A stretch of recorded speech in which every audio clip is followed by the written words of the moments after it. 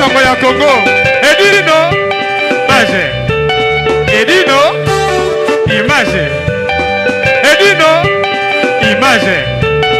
Edino, image. Edino, image. Edino, image.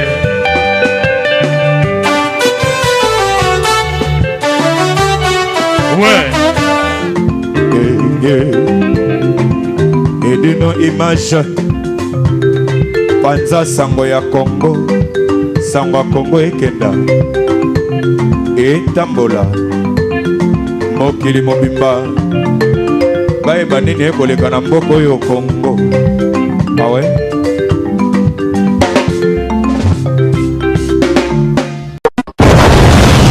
Mon Paris Express, y'a Patrick Malouavengi.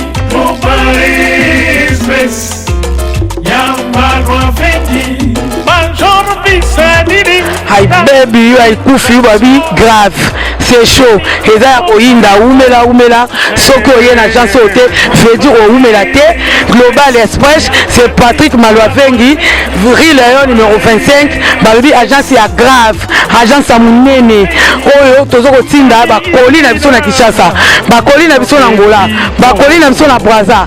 Pour koli le koma kitoko, il faut les canards. Rue Léon numéro 25 et puis Patrick Malouavengi, balobi Global Express souka l'agence soko yete veut dire oumela te pona kati agence oyo toza na ba service ebele okotinda ba carton okotinda bilamba et puis tozali na service moko futi mbongo mutaza na Kinshasa kozwa traitement o futi mbongo mutakufi na Kinshasa bakokunda ye kitoko chez Patrick Malouavengi balobi service kitoko soko lingo oumela foya na Rue Léon numéro 25 na Global Express Patrick Malouavengi souka l'agence ba mama Paris bana bela ba fongole biso loko kitoko vraiment ngo iumela hatina bilo oneka awa po bilo oneko ba kitoko na bakini po ngaba ba carton ekenda ka awa ba bilianda mutina ndam vraiment ngo ya ndamba tinda ndam so ekende na Kinshasa alors po ekende kitoko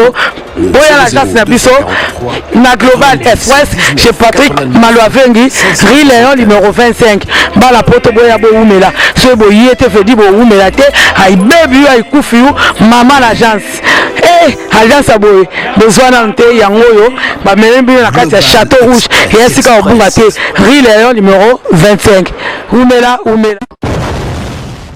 Mbote mingi na balandi ya www.panzasango ya Congo balobi autrement dit panza sango bilili balobi neka na sabino yambo ya kobanda émission na ngai na pesa ka mbote na baye balandaka mingi panda sango ya Congo na baye basungaka panda sango ya Congo moralement financièrement na kopesa mbote na ngai na mama Irene Bengazi na Savini sur Orge balobi Roger Mabouidi na Jivizi balobi RM Business P na top toujours et puis la marraine dit José Naris Orangis balobi ba exotique o ekangi masolo na esonde yango wana na kopesa mbote na équipe ya panda sango ya Congo équipe nanga mobimba na kopesa ba mbote place bazali étoile d'amour na Bordeaux la fille à longue jambe balobi ozomona panda sango ya Congo toujours dans les bons blanc la Beyoncé balobi la Beyoncé de la presse congolaise blanc la Beyoncé yewana sapé de Noël Chantal Bo la sapé de Noël boyebi na kata masolo Dadine l'angolaise pe azana biso elongo Yamado otobengaka Yamado na Bordeaux balobi lelo na yambeli bino ndeko molinga mina nkolo na kombo ya adorateur Moïse Salulu na éviter so boyebiye mais boye ba lelo na panza sango ya Congo po ye a lelo ko panza sango na nkolo sango mokité mais sango na nkolo na momesano na zobenga adorateur Moïse Salulu aya ko panza masolo oyo amemeli biso na moko lelo. Bonjour. Bonjour. Adorateur Moïse Salulu. Bonjour Panza Sango Congo. Merci. Sango ni omemi biso moko lelo. Ya yambo premièrement esengo mingi ya ko zala na biso elongo na mokolo lelo. Merci oui. Eza kaka mabongisi nkolo. Si. Alors biso tolobaka biso ba to salela kankolo tolobaka toujours eza ngolu. Ngolu déjà ya kozala pembeni ya dino image pembeni ya Panza Sango Congo. Merci, voilà, merci. nako tonda ya yambo Yesu Masia. Oui. Premièrement, yende mutakoksi makambo. Oui. Et puis yende pe mutazo ko sunga biso na mosala o yé pa pese biso. Oui. Voilà donc masolo eza ebele. Ebele ya solo là. Kasi ya motuya plus ezali na mokola lelo eza présentation ya album devant le peuple de Dieu devant ba nyonso balingaka panza sango ya Congo pe même ba balingaka ngote mais nazana eliki yake ba kolinga ngo koleka po Yesu pe azoko zwa isika na mokola lelo kati ya panza sango ya Congo. Merci l'adorateur Moïse Salolo. Nenaeba Moïse Salolo, adorateur. Nenaeba moi biographie na moi muke po balandia pana sanga Congo ba Olanda biso. Baye banano qui est Moïse Salolo. Abimeli wapi abandi makambo yango wapi na poto to na Kinshasa. Toyebi ke mingi source uta Kinshasa, mais peut-être mingi pe bazo bimela pe na poto. Na ina yeba siko balandia pana sanga Congo ba yeba. Adorateur Moïse Salolo. Abimeli wapi? Merci pour la question. Nabandi makambo yo toloba toujours nengezalelaka biso ba congolais peut-être oza ignorant na yango. Oui. Toza na makila oyo ya musique déjà dès le départ. Oui. Voilà na biographie na kopesa na koloba toujours que na botami na libota moko oyo ba boti bazalaki basali ankolo. Oui. Et puis maman azalaki moyembi. Moyembi. Abandaki makambo yo. Missioni catholique. Missioni depuis. Kimbangiste. Depuis to botama to kola na missioni na missionnaire. Protestant. Na lisala. Na njili na to benga o MME. Donc à l'époque. Ah na Windows 5 voilà. Voilà. Oh là là. Voilà donc maman. Na pesi m'a touché la mbote na Windows 5. Maman na nga Neli Mungenga. Oyoki Windows 5 MME. Voilà donc biso to moi formation na chorale scolaire. Na bali penza na chorale scolaire. Oui. Et puis na yembi pendant 1 an 2 ans na nenge toza okena habitude. Oui. Na chorale scolaire. Voilà après ça s'est arrêté pour na yom binomo boyebi ba makamango ndenge ebongwa na kana bokoli to komi na ba posa ba makamususu. Makamususu. Et puis sali lokola nzela na ebungaki. Siko kene nzela na ebungaki okene na nzela ni. Bon to kende na nzela to loba ya mokili ya mokili hein pona ko bendana to bendana qui c'est-à-dire par une certaine inconscience inconscient ignorance moko boye voilà bo jeunesse moko y en a beta rapper musique voilà bon donc pendant tout ce temps là chorale yo moko yebi papa chorale c'est un peu le gospel na niveau ya ba église protestante et là qui était qui est un groupe n'engé les autres ça na ba groupe ils ont accompagné biso non ils ont qui chorale gospel et puis tozo yemba peut-être sans instrument mais tozo yemba voilà et puis époque on est koleka mais ça koleka bien hein très bien en tout cas vous avez ma voix ni na tango la chorale na voix plus alto alto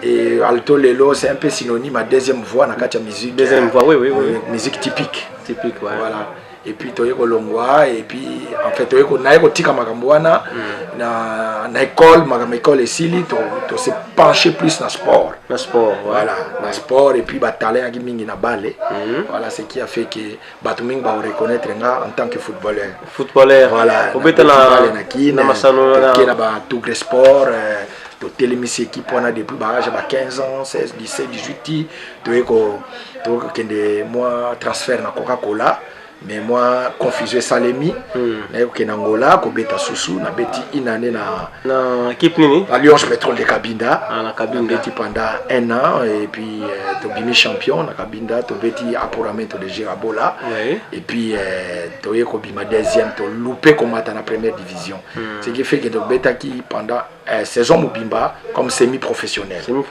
voilà ti ko zonga bakin ko ya bapoto et comme qui les sous ko beta babale mais appel en colo et senga to zonga na makolonie mais nakati malobati adorateur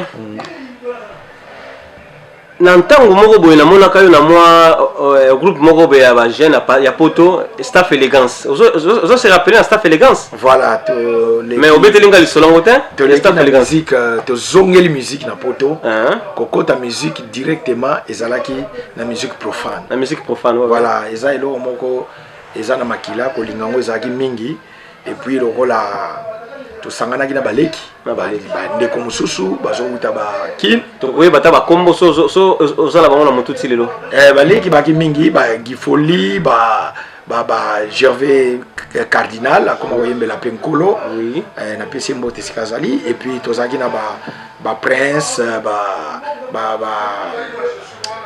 bandeko bayaki mingi bon na bandeko mosusu bawutaki afrique bazalaki koya na baorchestre bazoya mingi bazotikala awa alors inactivité ezosala ke bazosala eloko te alors naza korécupéré kosangisa bango tozoforme groupe ekoma ekoya vraiment makasi tobeta na bamike oyo bazalaki na academia brice mpe aki moyembi akoma mpe mosala nkolo tozalaki na christian as voilà toalaki na bandeko bayaki mpe totravaille na bango lokola diamant vert bauta pa Blaise Boula voilà oui c'est bien tozalaki na Gémérose bayaki kobeta tout Gémérose ya maison mère voilà Ramazani oyo Ramazani oyo vive la musique kopesa conseil ko assister et bongo nayoka un certain Miko Boy na travaillé na Miko Boy trop tobeti na quelques concerts pe voilà Miko Boy et puis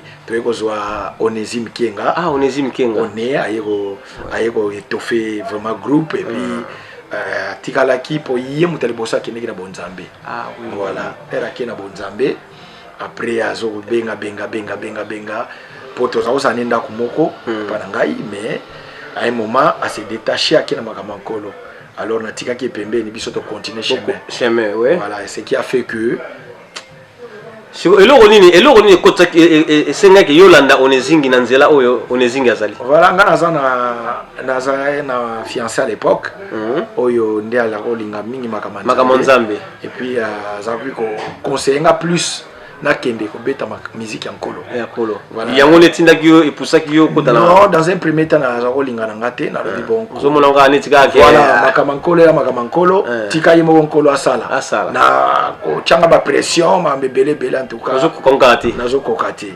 mais moi étouffement comme tu as pris étouffé voilà nazokoma okende kobeta musique na ngai un bon matin comme ça dimanche na bossa na ngote na ezaki na 2005 kola lobelio bon na telemikaka na mbeto na telemikaka na ebisi mwasi na ngai ke non bongama to kende bongama en tout cas faut na kende prière lelo mbala liboso na vi na yo mbala liboso te polo belaye pona lobela wala sala ke plaisir to non na mona ki na yo ba conviction na mutema conviction mo to ma waka pe sala conviction ko tape ma wa bona se pesa mwasi na ngalelo non pas du tout ya ili kamuta ko se lisaite ezaki bila likamute kati na mutema on a sentir cette envie et puis cette conviction ya osala nkolo na kende okende église na kende kaka malgré to kenda ki obandaki na ko salela man ko salela na nkolo te non pas du tout ko assister kaka otala ndenge les kaka voilà oui na kei ko ta l'église et puis na assister jour on a assisté na monique non mais ça va bien ya solo wala voilà donc na monique non na côté ozalaka na côté oyo moi différence ya lisiko na kati na nkolo mona kinini bon nazomona kaka posa kaka okoma kaka pe ndenge baninga bazali voilà nakoma kaka na continuer kaka nasali parenthèse na 1997 nazalaki komeka kotya lokolo na makambo etali nkolo nabandaki kokende na assemblée moko boye na Atismos dans les Essonnes toujours et là nayebi te mais qu'est-ce qui s'est passé je comprenais pas que nazokota penza na makambo yango te nazocomprendre nga moko c'est-à-dire que so na wuti na nga prière et puis les soirs nakokenda nga nganda les soirs nakokenda nga esika nga na lingi nakesa bêtise donc voilà pendant le comprendre le mot et puis c'est un conseil aussi nakopesa na bandeko o bazo ya pa ya nkolo faut ya pena na makolo mibale o ye pena mobimba po yesu pasa la kati na yo siko pour se sentir que okoti pe dans la kati ya mozindo ya nkolo oye bango ndenge ni. Donc c'est facile mon frère Edino. Oui. Dans le sens que c'est le Saint-Esprit qui fait le travail dans l'homme. Yo moko oye bana ote. Okoyeba parce que Saint-Esprit nde o avandi kati na yo. Oui. Yemta bano sala makambo wana ke déjà ozoko boya yo moko sans le vouloir des fois ozo boya baba bema mike nyonso oyo za kosala. Eza conscience à moto te to eza conscience non, l'esprit travaille, l'esprit marche avec la conscience. Avec conscience. Voilà. Oui. Donc Saint-Esprit au sala et puis conscience no moko siko ya bandiko ko confirmer katina yo. Oui. Conscience nous ont confirmé parce que molimo santa zo sala. C'est-à-dire que ozara qui aime se courir des jupons, ozaro linga basi pamba ko chaba désordre de gauche à droite, mais à un moment so sentir que et lo comment eso sala que ah si qu'on a na sala lo comment mais ezo ko empêcher que ça lo comment. Donc yango na to benga molimo santo. Molimo santo c'est azape troisième personne na doctrine na trinité ya Nzambe. Ozomona. Donc so azo sala musala na kati na yo yo peut fongoli mutema pa asala popo yo obongo na réellement. Oui. Ozomona parce que ndenge na yembi na ko expliquer mingi na 4e chanson na zo benga mbongwana.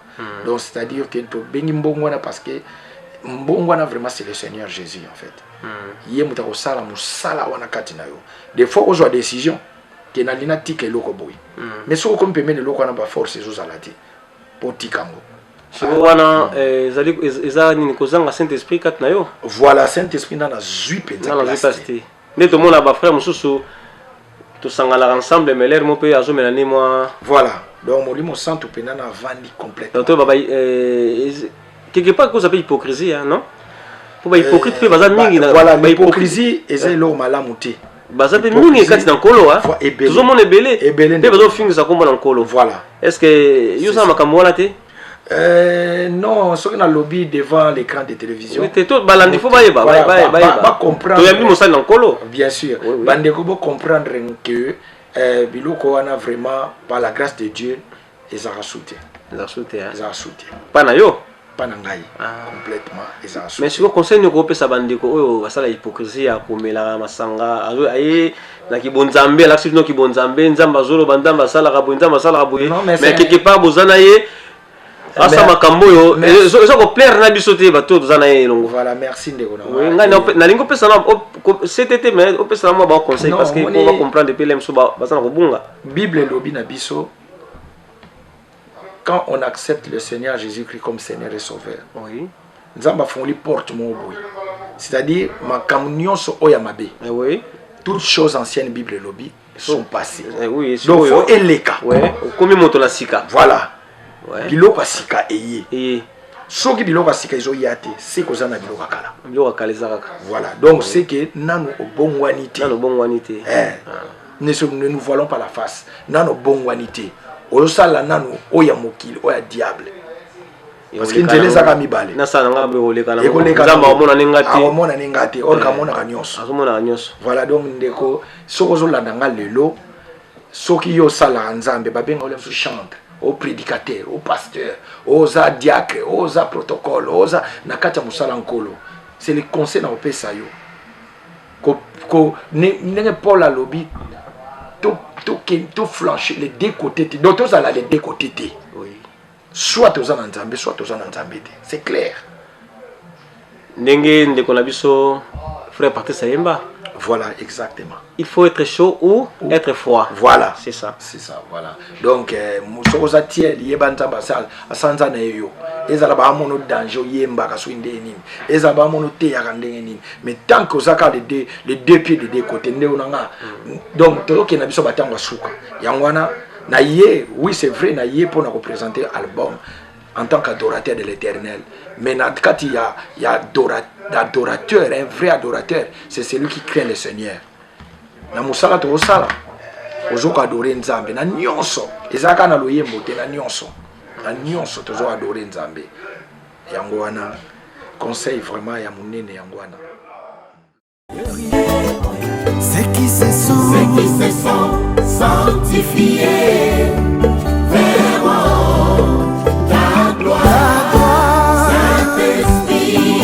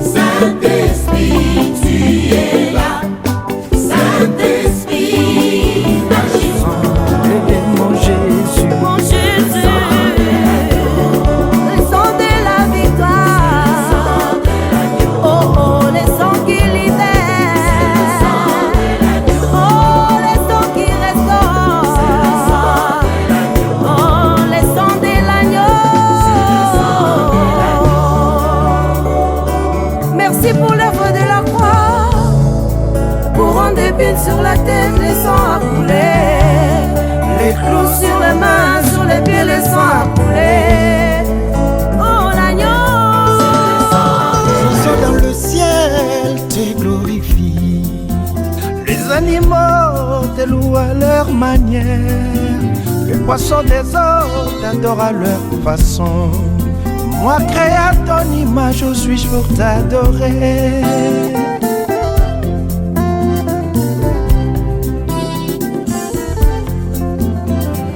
Alors pourquoi ne pas dénouer mon roi?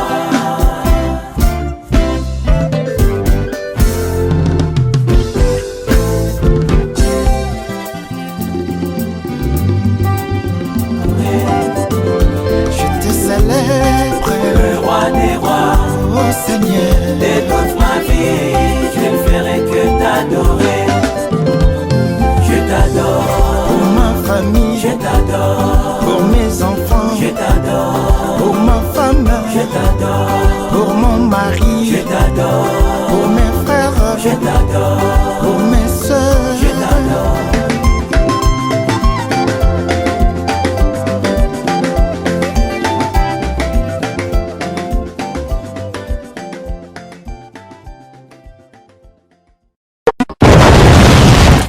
Paris Express, y'a Patrick Marois Vendi.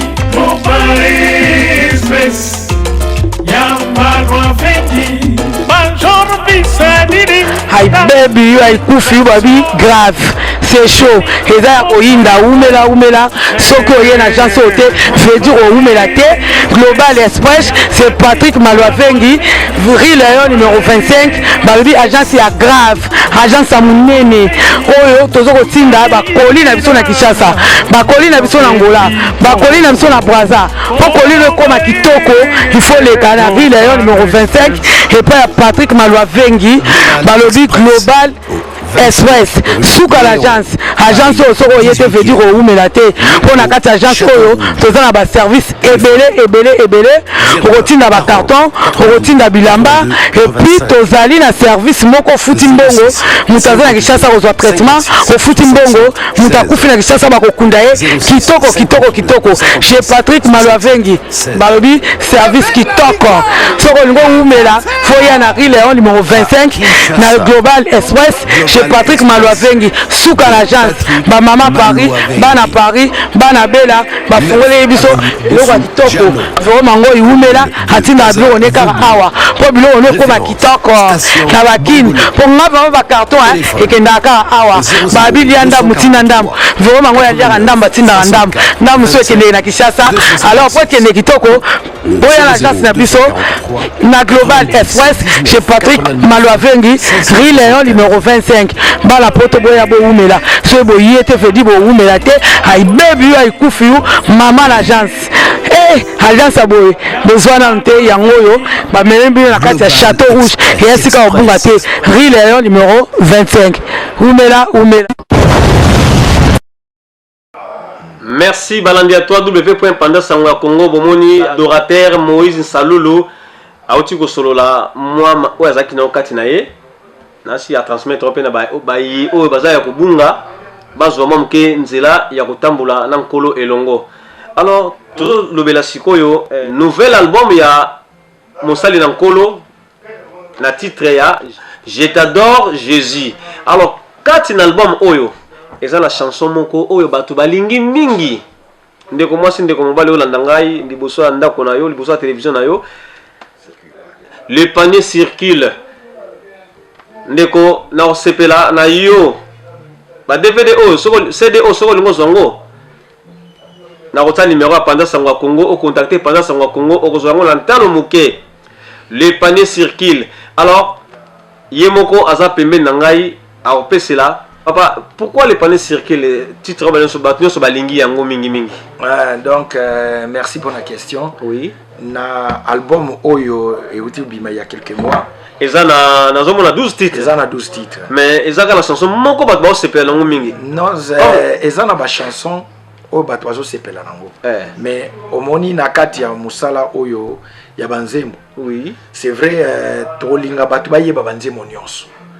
Conseil ezali ke landa nyonso pe yo moko poko sala choix na yo. Oui. Na bato ba large majorité o ba yoki yango bazo sepela le panier circule ngana yo to yebite le pourquoi. Oui bité ezaka molimo bosa ndo tout ba sepela nango parce que ngai pele na sali banzembo oyo pa la grâce à Seigneur. Au contact même pas la panier circuit et beau ça la moi Ngombio. Voilà. Mais yo mozo kama les paniers circulent na Ngombi na. Voilà, donc ils ont kama. Na moi moli mon santo sala. Amen papa. Donc au moni que les paniers circulent. Témoignage à mingi pour les paniers parce que Naba na 2 ans, Naba na 3 ans, Naba na 4 ans. Oui. Naba, donc bateau nyos baso landango parce que clip nango est déjà sur YouTube. So betika Moïse Saloulou au monde les paniers circulent. Donc l'air au betango donc naba ndako nyos aussi koti. Bande ko nyos baso yokango. Donc témoignage munene bateau mingi ba comment benga les paniers circulent. Oh. Vraiment bana mike baba mikolo na kati etonga na ngesikanga asambelaka pa ya pasteur Ale Makanda na église Cité de la Grâce na Evry, vraiment large majorité nzemboyo ekoti na mitema bato ozomona te ke ça bilembo. Ah papa wana ezali kamba nkolo na bana na ye. Kamba nkolo na bana na ye. Ezali kamba nkolo na bana na ye, ezangolu onkolo asali kati na makambo oyo. Sikoyo kati na album oyo tokozwa sortie officielle ya quand? Parce que là tout le monde va CD bimi, tout le monde moi quelques exemplaires à CD, va CD yango yo. Sortie album to to ba eza comment pour to ya ko participer. Donc to sala ki présentation album restreinte to benga présentation restreinte parce que yango lekika na kati ya Cité de la Grâce et tonga esika nazo servir nkolo na maboko ya mokambi na biso papa Alain Makanda. Voilà to sala ki le 11 juin naza sûr que Billy les autres a travaillé déjà on a bon na moi musala ninge salemaki mais sortie officielle comme telle ezali vraiment fixé na mois d'octobre. Mois d'octobre. Tozo kanga date na mois d'octobre peut-être le samedi, 3e samedi du mois d'octobre. Oui. Ou bien 2e samedi du mois d'octobre. De Rosanga te ko informer bino. Oui. Pour mingi na organisation salamaki dernièrement le 11 juin nazo profiter pour na ko senga ba pardon ngai to ba excuse ngai pa bande ko nyonso oyo ba se déranger ki ba yaki poto chaki horaire wana na 14h30 to banda penza présentation musique et beta tout ça malheureusement na ba combattre ko ça le loko aboye ezali kamukete ezali combat mingi po diable olingati ke bana nkolo ba triompher toujours. Donc combat yaki belé ma combat yaki mingi on a déjà album ko salango ndeko edino na ko zanga ko ebisote ke l'album a fait 8 ans presque 8 ans avant de sortir. 8 ans est-ce que au salon on a propre moyen na yo to producteur azalaki voilà il y a on peut saluer 8 ans aussi ko déranger ça au sala boye na linga ipenda ko déranger ba producteur te. Pourquoi le ngaki? Pourquoi? Parce que conviction ya mingi na sala na ngamoko sala yo mo voilà. O mekana to bon na sala pena musala ngo nyoso ti CD ebima après na contacter quelques distributeurs et puis toyo soloma la muna ndeko papa Yuyu mais au moins que producteur ko légèreté ba makamusus. Oui, mais comment on va te le coûter là? Eza moins compliqué. Moins compliqué hein. Moi la vérité kati mo lo bango voilà, toti kabongo. Oui, la comprendre. Omoni siko ya yuyu andimi na yoko. Voilà, ya yuyu ayokaki makambo to sal na kati. Bon, asepela kina mingi, arbi andimi ko za distribution voilà siko na yeba kata na kata CD oyo yemi na banani bani bande koni ba contribuer bazali bateau to banda ko sala ba musala ensemble depuis très longtemps to banda ko travailler na bango na kotanga bande ko na ngai matuta tozalaki na ndeko Francis Gédéon Biuma toza bango tu basala nzambe sœur Michel-Ange Dimenene sœur Nadège Odimba tozalaki ko travailler na sœur Karine Sakwaku to travaillaki na sœur Iguette Kembo bango wana nyonso na sœur Flavia Pe Alekaka bango nyonso wana ba travaillaki na ngai elongo et puis na frère toakina frère Nabiso Mbala comme on est ekoya nango kombo na ye bato mingi bayebeli Safnat eza kombo na ye mosusu et puis to travailler na bango au Satur ou bien nini wato travailler depuis un bon moment bango wana bazaki fidèle nanga vraiment peu fidèle na nzambe oyo azo utiliser biso pour mosala. Siko na sorti album bakozala bango nesto longo. Vraiment tout le monde est invité na sorti album. Ouais. Toza na ba mama ebele bazanga ikozana biso parce que ba programme ya kimwa kilikili. Oui. Ba mama love bandeko ebele bakozala même ba oyo ba travailler na biso na album te. Bana oyo nyonso bazosala nkolo na adoration na louange. En tout cas baza toujours les bienvenus. Parce qu'on a besoin de lancer l'invitation à Bango et puis de travailler jour en jour à les sous pour Kembo na Kolomasia quoi. Ah c'est bien.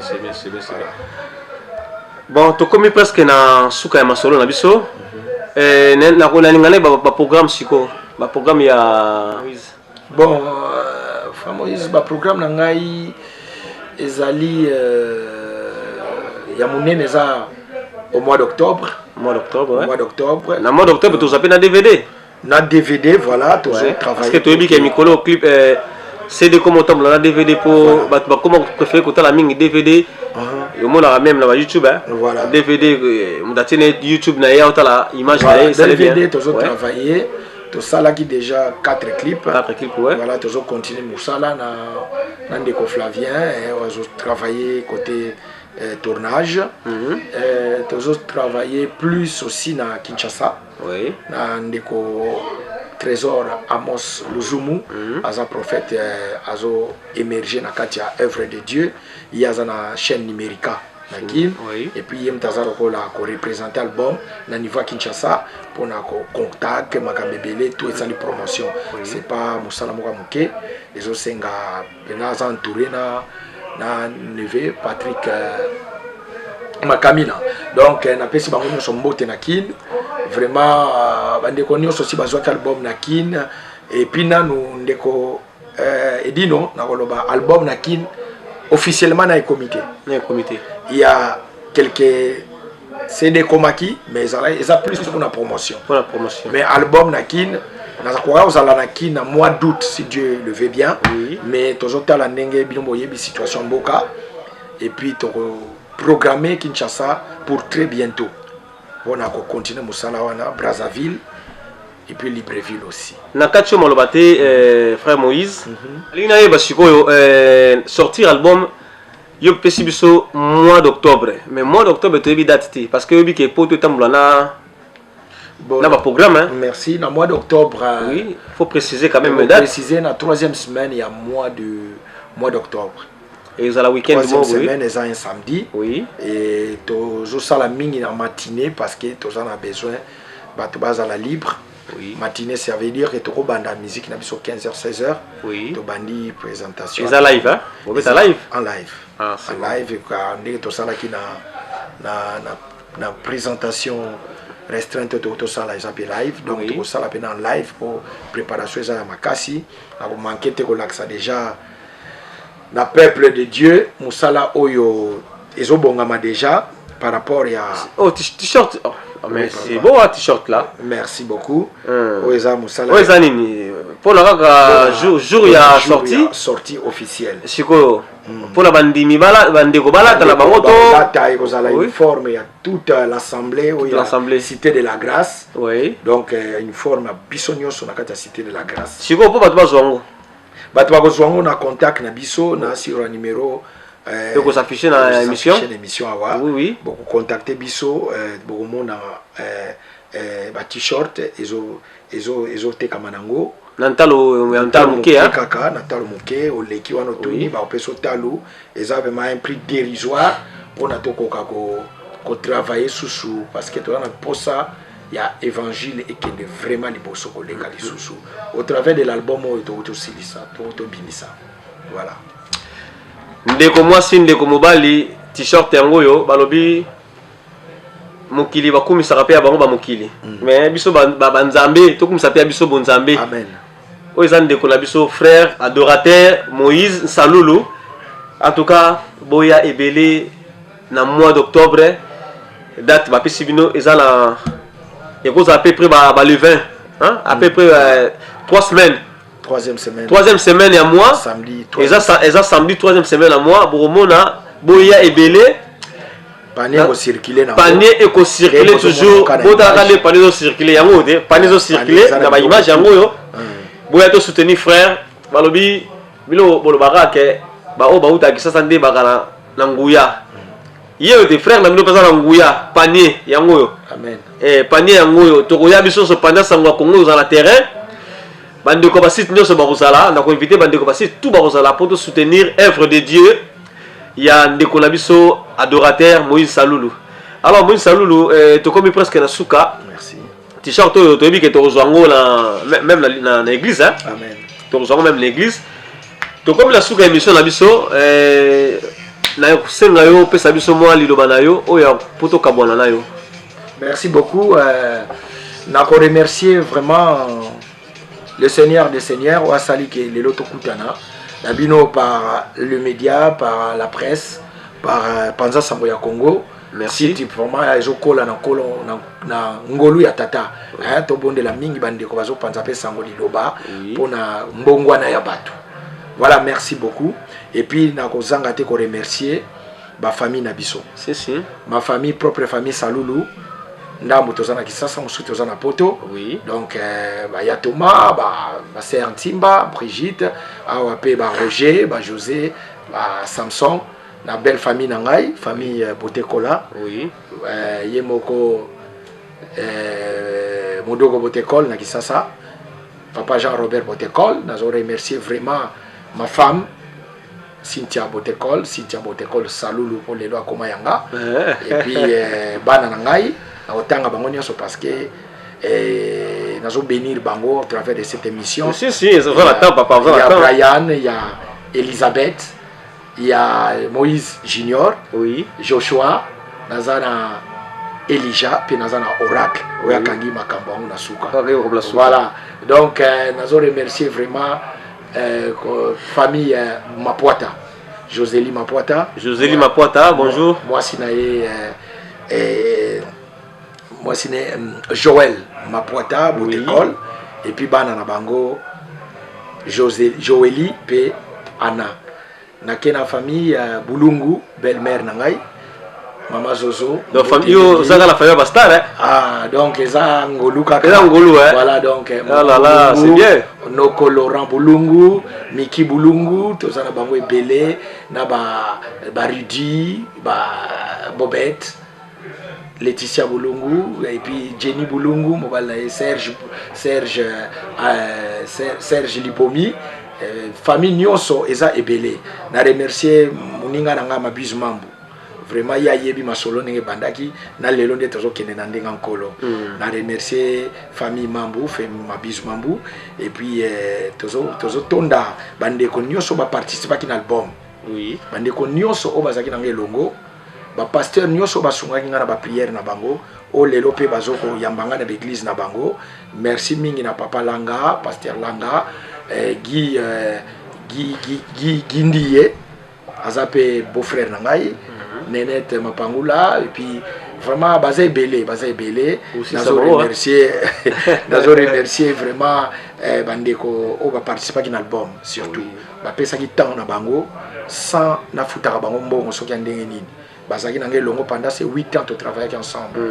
Voilà donc Lala Sazalaki, Eric Luzubu, Nazaki na Emenchoni azo tambola nanga pe partout, Basman na Makasi, tozo na bango elongo. Et frère Claude mbote mingi aza musika lelo, mais nazangi ko peso mbote te tozana Francis, Iguette, Kembo Nadege, ba Iguette, ba Michel-Ange, Flavia, ba Eric Luzu bango nyonso baleka ki pasteur Matondo, pasteur Mat Matuta yewana Matondo lelo, pasteur Jean-Claude Matondo na Amiens bango ba yambanga pona concert munene to leka kuna, et puis tozana ba pasteur nangai Ale Makanda, mama Lydia Makanda mwasi na ye mbote belé na ndeko Tutonda Emmanuel Chama mwasi ne Nicole Tutonda, tozana maman Anita, maman Espérance, papa Antonio, papa Roger Moulamba, maman Victoire, basé belé,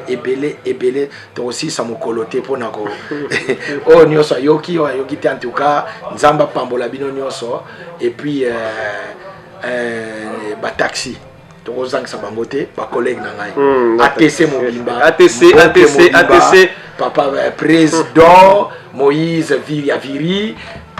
Et tozana famille Bavouidi, famille Lutete, famille Mbote Mingi na Grand Boss. La PCP, beau-frère Ogui Sempano, les taximens parisiens. Voilà, Évariste Tambou, Évariste Makwala, José Dombasi, Dani Matezo, Lopez, Mbote Mingi na Eugène Taxi, Eugène ya So, Mbote Belé na bandeko nyonso oyo balinganga comme ngape na linganga bango mingi vraiment bakozala susu nanga ensemble la 3e semaine en mois d'octobre pour la sortie officielle ya album Mbote na groupe nazo kumba na kati église groupe ya Cité de la Grâce nazana ba musicien ya malamu bazo samu ko ngai pour adoration louange to na ko remercier frère Guy Sala na ko remercier lisusu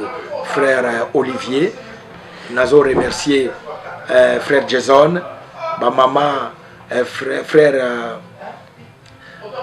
Boda muyembi monena nkolo nazo remercier lisusu frère William Wilfried auto ya kalamingite na Akin tozo remercier bango nyonso ba maman Ariot, maman Jenny, maman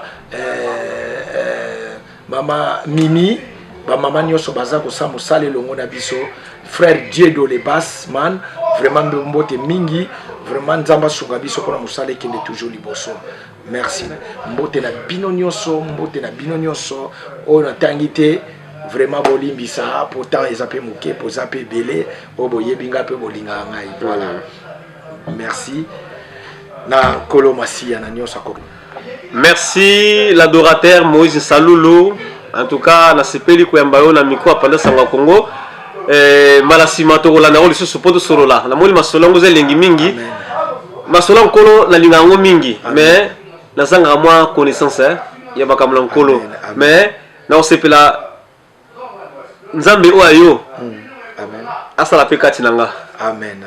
Pour na koka ko kolanda makamla nkolo penda na nzela. OK, merci Nkolo asala yo grâce pour Azanzela, Azali vérité, puis Azali bomoi. Merci. Baïno so balanda pendant sangwa Congo, place bozali bozomona bino molobeli edino image pendant sangwa Congo. Nazaki mwa muke na repo lelo kubimala ngai eza ya mapamboli pona bi mosali na nkolo oto kobenga l'adorateur Moïse Saloulou. Ayaki lelo po alobela sortie officielle album na ye.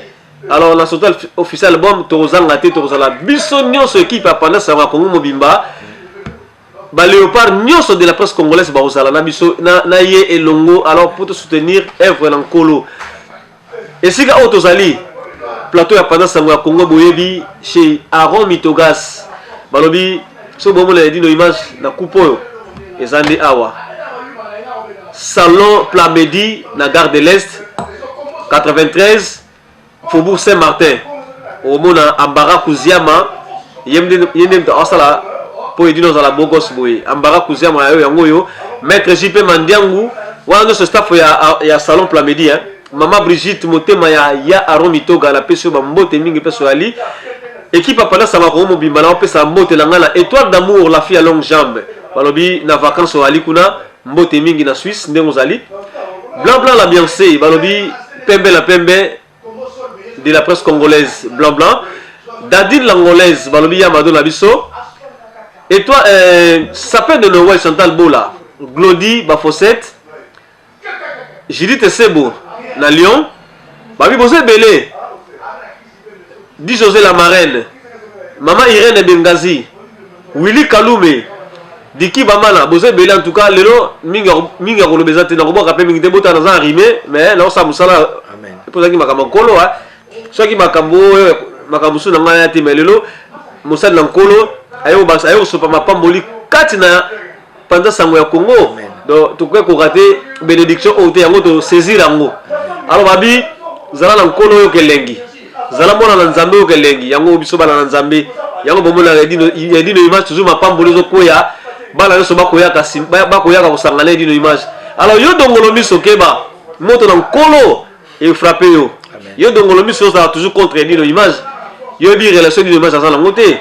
Na basali na nkolo. Alors nzambe ayebi ndenge asala kati na moto. Nzamba sali kati na musali na ye aya ko solo na edino image na plateau ya pendant sango Congo. Alors ngala saisir mapamboli bino pe bo saisir o bino ezala moko l'album yango l'album du jour yango yo en tout cas était comme l'antalo ya bien bo contacter l'adorateur Moïse Salulu bo rejoindre album oyo bakoleka bokoki koleka na bino batu mingi bazo mona facilité comme à Château Rouge et ça nango déjà na Château Rouge chez Yayu botuni a servir bino boleki na bino na Exo Grâce kaka na ça la rue là na rue Doudoville la rue Doudoville voilà ici ka frère Tezali batina rambongo mambebele bon mon affiche vous retrouvez album bon mon affiche wana botuni wana bokozwa na bino album eza nango na série limitée to bimi 6 mois moké parce que bino mo boyebi donc bowelisa bozwa na bino nango parce que le 30 et le 3e semaine au mois d'octobre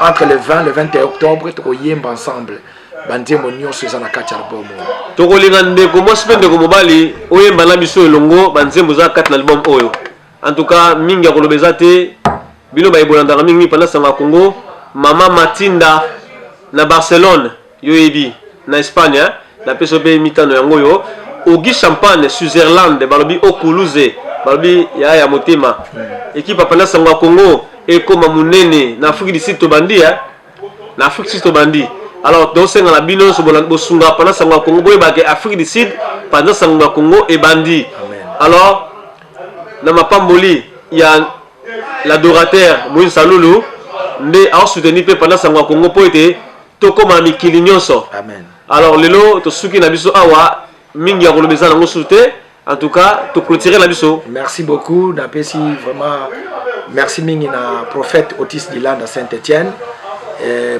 pasteur Freddy na Belgique oya église monnaie na Mangembo oui et puis na pesi vraiment bambote mingi pasteur Francis pasteur Aimé Lorika na Katia Pierrefitte merci beaucoup merci à très bientôt merci ciao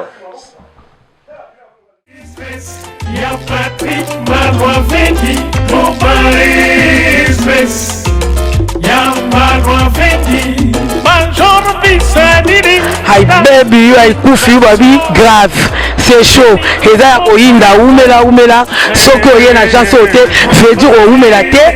Global Express, c'est Patrick Malwavengi, Vril Lion numéro 25, baby agence ya grave, agence ya munene. Oyo tozo kotinda ba koli na biso na Kinshasa, ba koli na biso na Angola, ba koli na biso na Brazza. Pour koli le koma kitoko, il faut le kana Vril Lion numéro 25 et puis Patrick Malwavengi, balobi Global Express suka l'agence oyo yete veut dire oumela te pona kati agence oyo toza na ba service ebele okotinda ba carton okotinda bilamba et puis tozali na service moko futi mbongo mutu aza na Kinshasa kozwa traitement ofuti mbongo mutu akufi na Kinshasa bakokunda ye kitoko chez Patrick Malwavengi balobi service kitoko soko olingo oumela foya na Rue Léon numéro 25 na Global Express chez Patrick Malwavengi suka l'agence ba mama Paris bana bela ba fongole biso eloko kitoko vraiment ngo iumela atinda biloko ne kaka awa po biloko ne ko ba kitoko na bakini po ngaba ba carton ekenda kaka awa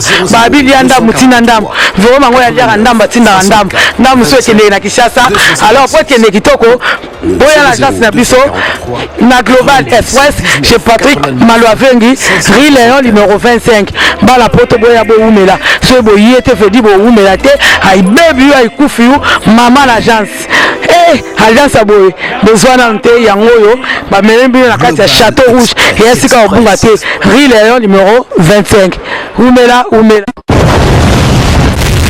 edino image tokomona site oyo panja sango ya Congo yo panja sango ya Congo edino image panja site oyo panja sango ya Congo émission kitoko yekotalama panja sango ya Congo émission monene na kati ya Congo oyo pesela masolo ya solo donc biso nyonso sima nango 999 panja sango ya Congo edino image panja sango ya Congo babi edino image obose mokina yo kandi explica bana poto babi edino image osala ke batatu azala na ndenge nini na ndenge ya mosenge kwa edino oyo babi bilo okera beta bilo okera zena beta edino image tuwana site yo panza sanga ya Congo babi mosenge